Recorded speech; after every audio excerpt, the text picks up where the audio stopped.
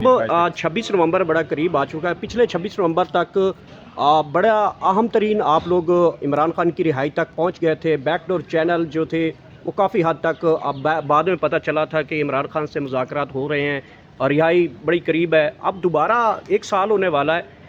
क्या 26 नवंबर को पाकिस्तान तहरीक इंसाफ आ रही है और इमरान खान की रिहाई के लिए कब तक वर्कर्स को खुशखबरी मिल रही है?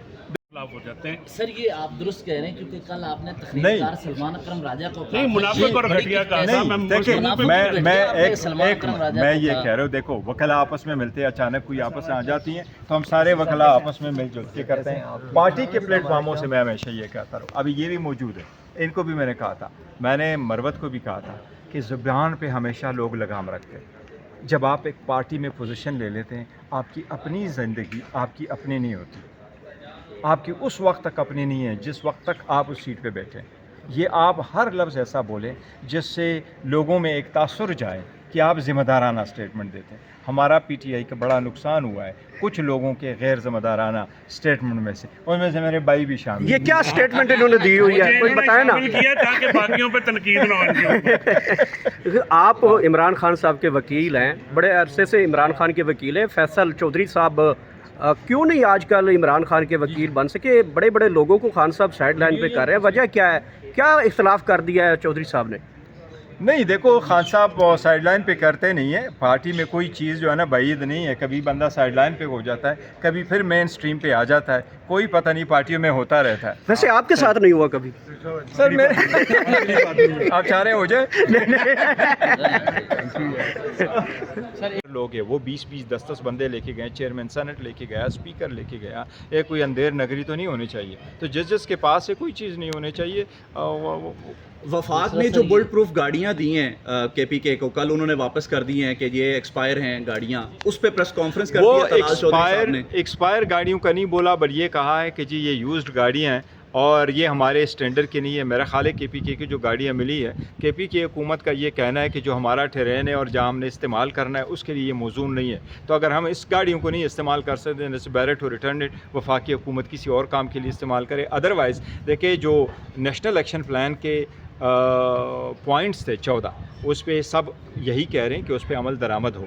उसमें मदारिस के जो है रजिस्ट्रेशन भी शामिल था, फंडिंग भी बंद करना शामिल था। उसमें एक बात ये भी थी कि आप इस्तेदाद बढ़ाए, CTD की भी और पुलिस की भी, और वो इस्तेदाद बढ़ाने के लिए KP की हुकूमत बहुत कोशिश करती रही है। अली अमीन खान गंडापुर साहब ने एक 7000 एडिशनल फोर्स सिक्योरिटी का भी लगवाया था ताकि टेररिज्म को कम्बैक्ट कर सके। आल्दो बाय एंड लार्ज जो है आइन का मैंडेट यही है कि अगर सूबे में इंटरनल डिस्टर्बेंस हो या एक्सटर्नल एग्रेशन हो तो वो वफाकी हुकूमत की ज़िम्मेदारी है। बॉर्डर के करीब जाके टेररिज्म को रोकना ये उनकी ज़िम्मेदारी है।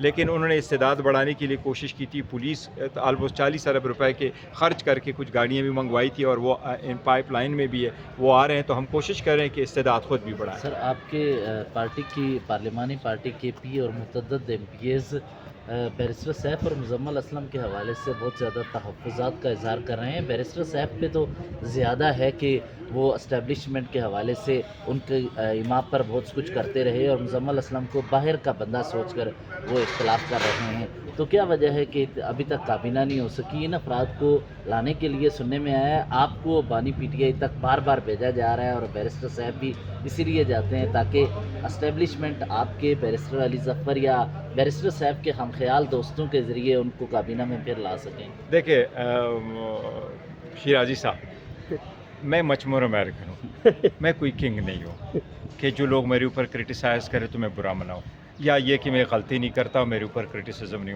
होना चाहिए, या ये कि मैं कोई DPO और DC हूँ कि तंग आके मैं कहूँ मुझे अच्छी जगह ट्रांसफ़र करें। लाइफ में ये सारी चीज़ें होती हैं और मैं बड़ी खंद पेशानी के साथ लोगों की तनकीद लेता हूँ। लेकिन आपको एक वसूख के साथ कहता, हुकूमत चेंज हुई है, मेरे कभी भी खान साहब के साथ एक सेकंड के लिए कोई इस पर बात नहीं हुई।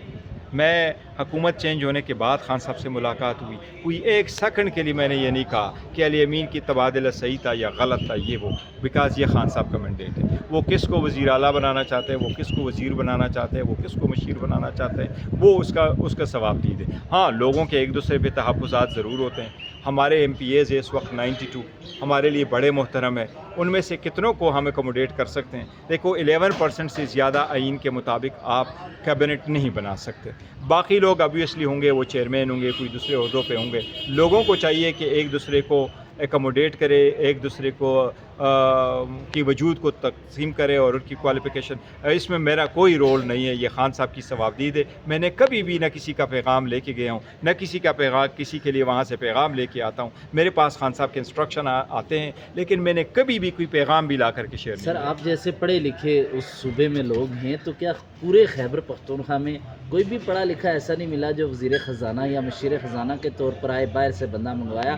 ایک اس صوبے کی حیثیت کے حوالے سے میں بات کر رہا ہوں۔ نہیں، اس میں بھی ہوں گے، لیکن دیکھو بڑے سارے لوگ ہوتے ہیں، آپ مختلف ذمہ داریاں دیتے ہیں۔ ایکچولی مزمل اسلم صاحب یہ تھے کہ پہلے حکومت میں بھی یہ بیک ڈور پہ سارے رہے اور ان کا ایک ایکسپیرینس رہا تھا، اس حکومت کے ساتھ ان کی بڑے بیک اینڈ فورتھ بات بھی چلتی رہی ہے، تو اس لیے ان کو رکھا گیا تھا۔ And he is a good guy. اچھا بیرسٹر گور صاحب، 26 نومبر بڑا قریب آ چکا ہے، پچھلے 26 نومبر تک بڑا اہم ترین آپ لوگ عمران خان کی رہائی تک پہنچ گئے تھے، بیک ڈور چینل جو تھے وہ کافی حد تک بعد میں پتہ چلا تھا کہ عمران خان سے مذاکرات ہو رہے ہیں اور رہائی بڑی قریب ہے، اب دوبارہ 1 سال ہونے والا ہے، کیا 26 نومبر کو پاکستان تحریک انصاف آ رہی ہے اور عمران خان کی رہائی کے لیے کب تک ورکرز کو خوشخبری مل رہی ہے؟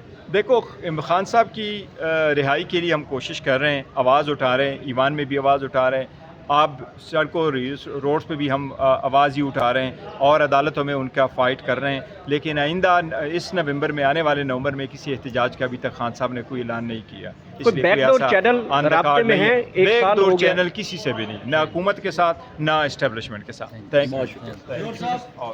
خلاف ہو جاتے ہیں۔ سر یہ آپ درست کہہ رہے ہیں، کیونکہ کل آپ نے نہیں۔ تقریبار سلمان اکرم راجہ کو نہیں، منافق اور گھٹیا کہا تھا۔ دیکھیں میں یہ کہہ رہا ہوں، دیکھو وکلا آپس میں ملتے ہیں، اچانک کوئی آپس میں آ جاتی ہیں تو ہم سارے وکلا آپس میں مل جل کے کرتے ہیں۔ پارٹی کے پلیٹ فارموں سے میں ہمیشہ یہ کہتا رہا ہوں، ابھی یہ بھی موجود ہے، ان کو بھی میں نے کہا تھا، میں نے مروت کو بھی کہا تھا کہ زبان پہ ہمیشہ لوگ لگام رکھتے ہیں۔ جب آپ ایک پارٹی میں پوزیشن لے لیتے ہیں، آپ کی اپنی زندگی آپ کی اپنی نہیں ہوتی، آپ کی اس وقت تک اپنی نہیں ہے جس وقت تک آپ اس سیٹ پہ بیٹھیں۔ یہ آپ ہر لفظ ایسا بولیں جس سے لوگوں میں ایک تاثر جائے کہ آپ ذمہ دارانہ اسٹیٹمنٹ دیتے ہیں۔ ہمارا پی ٹی آئی کا بڑا نقصان ہوا ہے کچھ لوگوں کے غیر ذمہ دارانہ اسٹیٹمنٹ میں سے، ان میں سے میرے بھائی بھی شامل۔ یہ کیا اسٹیٹمنٹ انہوں نے دی ہوئی ہے، کوئی بتائے نا؟ کیا تاکہ باقیوں پہ تنقید نہ ہو ان کی۔ آپ عمران خان صاحب کے وکیل ہیں، بڑے عرصے سے عمران خان کے وکیل ہیں، فیصل چودھری صاحب کیوں نہیں آج کل عمران خان کے وکیل بن سکے؟ بڑے بڑے لوگوں کو خان صاحب سائڈ لائن پہ کر رہے ہیں، وجہ کیا ہے؟ کیا اختلاف کر دیا ہے چودھری صاحب نے؟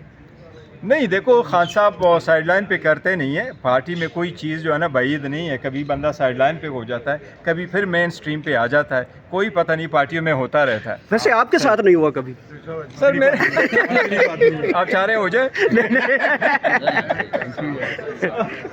میں ہمارے پینڈنگ ہے 32 کتابیں ہم اس کے ساتھ فائل کر چکے تھے، وہ کانسٹیٹیوشنل بینچ نے اس کو سننا ہے، اور وہ ہمارا پلی یہی ہے کہ جو شبلی فراز صاحب کو اور میوب خان صاحب کو کنوکشن کے بعد جو ڈسکوالیفیکیشن ہوئی ہے 5 سال کے لیے اور ان کو ڈی سیٹ کیا گیا، اس کے خلاف ہماری پٹیشنیں سنیں۔